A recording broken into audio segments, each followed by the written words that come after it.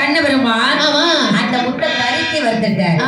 கறிக்கு வருத்தக்கூடிய நேரத்தில் என்னாச்சு? என்னம்மா பெண்கள் கையிலே கொடுத்தார். கிழவி என்ன இங்க பாரு, முத்த வறுக்கிற சொல்லி எல்லாத்தையும் கறிக்கிட்டியம்மா. நீ கொஞ்சம் உரமா எரிஞ்சிருச்சு. அப்படியா? இந்த முத்தம் முளைக்குமா கிழவி? அதே கேட்ட அதெல்லாம் நல்லா முளைக்கும். அப்படியா? ஆமா.